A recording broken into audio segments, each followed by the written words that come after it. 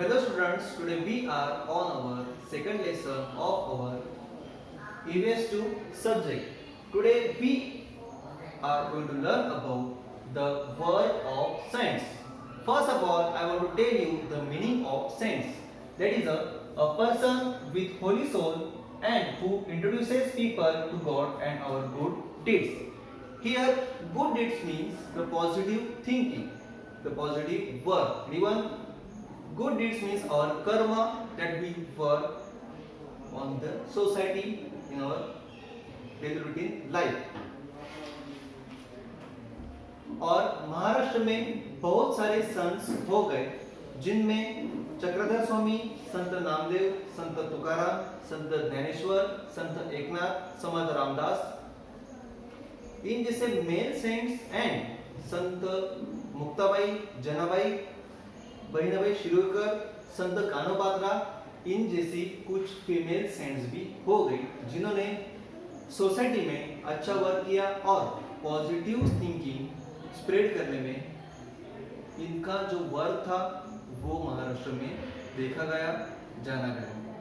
Today we will try to just take a look of the works of some saints like Sri Chakradhar Swami, Sant Namdev and Sant Jnaneshwar. So just start.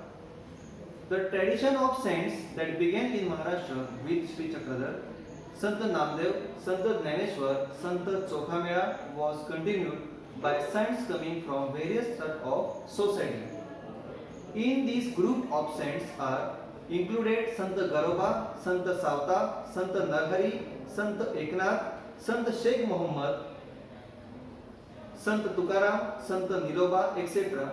Similarly, Sant Janabai, Sant Soirabai, Sant Nirmalabai, Sant Muktabai, Sant Kanopatra and Sant Bahinabai Shirorkar are also included. They taught people various virtues like compassion, non-violence, charity, service, equality and brotherhood. No one is inferior, no one is superior, all are equal. Such was the sentiment that was created by saints in the minds of people. Similarly, Samarth Ramdas also rendered in his work in the Maharashtra. संतों ने लोगों को बताया कि इस दुनिया में ना कोई बड़ा है, ना कोई छोटा है, ना कोई गरीब है, ना कोई अमीर है. सब लोग जो है ये एक समाज में रहते हैं और ये समाज एक इक्वलिटी पर बेस्ड है.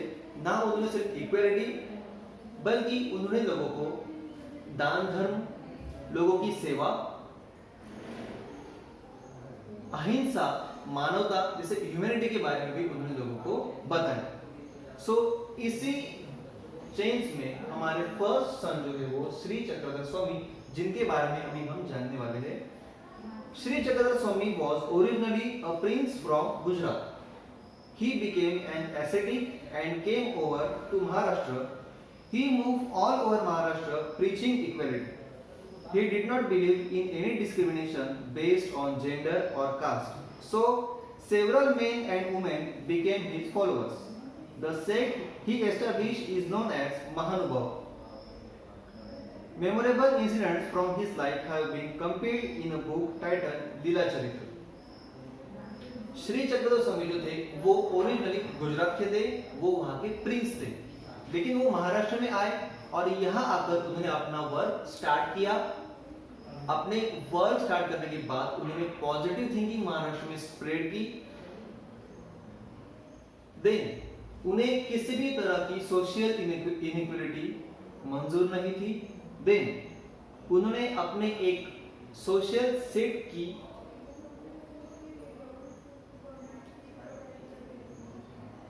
निर्मित की जिसका नाम था महानुभाव सेक्ट. और उन्होंने अपने लाइफ के कुछ मेमोरेबल जो इंसिडेंट थे वो एक बुक में लिख के रखे और उस बुक का नाम उन्होंने लिखा था Lila Charitra. Then our second saint is Sant Namdev. Sant Namdev was a great devotee of Vitthal. Sant Namdev goddess Vitthal के बड़े भक्त थे. He lived in the village Narasi. वो नरासी विलेज में रहते थे. He composed numerous songs in praise of God. उन्होंने God के लिए बहुत सारे उन्होंने गीत लिखे। They perform kirtans. Kirtans means a songs and stories based on a religious theme. किसी भी धार्मिक थीम पर आधारित जो सॉन्ग्स किए जाते हैं उन्हें कहा जाते हैं kirtans. Then everywhere and brought about general awakening among the people, he moved all over Maharashtra to spread Bhagavad Dharma and taught the people deep devotion to God. He instilled in them the desire to protect their religion.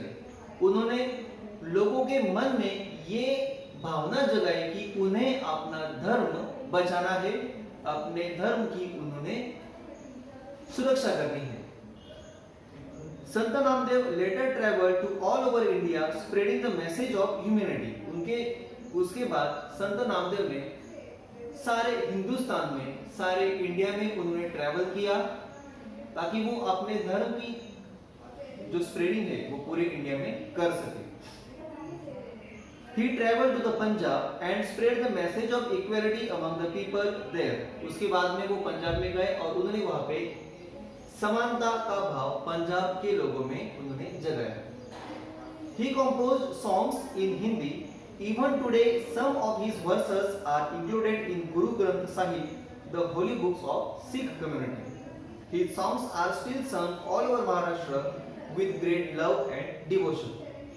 उसके बाद में उन्होंने जो कुछ गीत लिखे वो आज भी हमें सिख कम्युनिटी की जो पवित्र किताब है, पवित्र उनकी पुस्तिका है, उसका नाम है गुरु ग्रंथ साहिब। उसमें भी हमें संत नामदेव द्वारा लिखे कुछ सॉन्ग्स हमें देखने को मिलते हैं। Then our third saint is Sant Dnyaneshwar. Sant Dnyaneshwar family belong to Apegaon. Nivruttinath and Sopandev were his brothers. Muktabai was his sister. Bigoted men of the time used to look down upon these children because they were the offspring of a sannyasi. It happened like this. Their father took sannyas and retired from worldly life. As a sannyasi, he left home, but later on, obeying the order of his guru, he returned home and started living with his wife. Their 4 children were born afterwards. The narrow-minded religious leaders did not think it right that a sannyasi should have children. People persecuted these children and banished them from their community. देखो, संत ज्ञानेश्वर की जो family थी वो आपेगांव से belong करती थी। संत ज्ञानेश्वर, संत निवृत्तिनाथ, संत सोपानदेव, ये 3 भाई थे और इन 3 भाइयों की एक लिटिल सिस्टर थी जिसका नाम था मुक्ताबाई। लेकिन आपेगांव के लोग संत ज्ञानेश्वर के फैमिली को अच्छी नजर से नहीं देखते थे। इसकी एक वजह थी, उस जमाने में सन्यासी अगर वापस अपने लाइफ में, अपने फैमिली लाइफ में वापस आ जाए तो उस सन्यासी को और उसके फैमिली को नैरो माइंडेड पीपल जो अपने खुद को सोसाइटी के लीडर्स बताते थे वो उन्हें अच्छी नजर से नहीं देखते थे। और यही इंसिडेंट संत ज्ञानेश्वर के साथ में हुआ था। संत ज्ञानेश्वर के फादर ने संन्यास लिया था और संन्यास लेने के बावजूद उन्होंने अपनी गुरु की आज्ञा के अनुसार उन्होंने संन्यास त्याग दिया और वो वापस अपने सोसाइटी में, अपने फैमिली में वापस आ गए और अपनी वाइफ के साथ रहने लगे। और उनके जो ये संत ज्ञानेश्वर, संत सोपानदेव, संत निवृत्तिनाथ एंड संत मुक्ताबाई, ये जो 4 बच्चे थे, ये वापस आने के बाद में उनको हुए। इसलिए लोगों को ये मान्य नहीं था कि कोई सन्यासी अगेन सन्यास त्याग कर अपने डेली रूटीन लाइफ में वापस आए और अपने बच्चों के साथ में रहे। Once Dnyaneshwar went round the town begging for alms, but no one would give him any alms. He had to listen to abusive language instead. Younger Dnyaneshwar was deeply pained by this incident. उन्हें इस incident से वो दुख हुआ कि एक बार वो बाहर भिक्षा मांगने के लिए गए, लोगों ने instead of giving him a भिक्षा एंड आर्म्स, लोगों ने उनके बारे में कुछ गलत वर्ड्स का यूज किया, उन्हें अब्यूज वर्ड्स उन्हें बोले। तो संत ज्ञानेश्वर जो छोटे थे, इन बातों से उनको बहुत हर्ट हुआ। वो वापस अपने घर आए and he entered his hut and locked the door from inside to grieve over his lot. Muktabai came and knocked at the door. She said, "Open the door, Dhaneshwar. How can we remain drowned in our own sorrow? Who will then look to the welfare of the world?" These words of this sister gave new hope to Dhaneshwar. He forgot his personal sorrow and started his work. Everywhere, the poor and backward people were being oppressed in the name of the religion. Dhaneshwar went among the people and taught them to have faith in God, give equal treatment to all, and help those in trouble and allay their misery. This was the gist of his advice to the people. Dhaneshwar's words are heard in every nook and corner of Maharashtra for the last 700 years. देखो, संत ज्ञानेश्वर घर पर आए, उन्होंने अपनी जो झोपड़ी थी, अपनी जो हट थी, उसका दरवाजा उन्होंने बंद कर लिया और अंदर वो रोने लगे। मुक्ताबाई वहां आई, उन्होंने देखा कि हमारा बड़ा भाई दरवाजा नहीं खोल रहा। उसने बहुत ट्राई किया, लेकिन संत ज्ञानेश्वर दरवाजा नहीं खोल रहे थे। उसने संत ज्ञानेश्वर को आवाज दी कि भाई दरवाजा खोलो, अगर तुम ही ऐसे रोते बैठ जाओगे तो इस सोसाइटी को, इस संसार को, इस दुनिया को सौरों से, दुख से कौन बचाएगा। तो जैसे ही मुक्ताबाई ने आवाज दी, संत ज्ञानेश्वर को अपने लिटिल सिस्टर की जो बातें थी वो पसंद आई। उन्हें एक तरह का मोटिवेशन मिला, एक प्रेरणा मिली। उन्होंने दरवाजा खोला और उन्होंने अपने सारे दुख भूलकर, अपने सारे सौरों को त्याग कर, उन्होंने then he started to work for the society in the welfare of the world, and then later on, after the 700 years, we recall the name of Sant Dhaneshwar as the devotion of God, as the great devotee of God.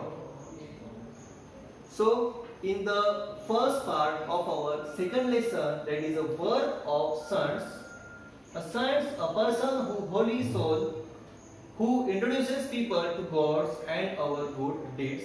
We will try to tell you the numerous words of the Sant Chakradhar Swami, Sant Namdev, Sant Dhaneshwar. Later on in our second part, we will discuss about the words of Sant Eknath, Sant Tukaram and Samartha Ramdas. Thank you.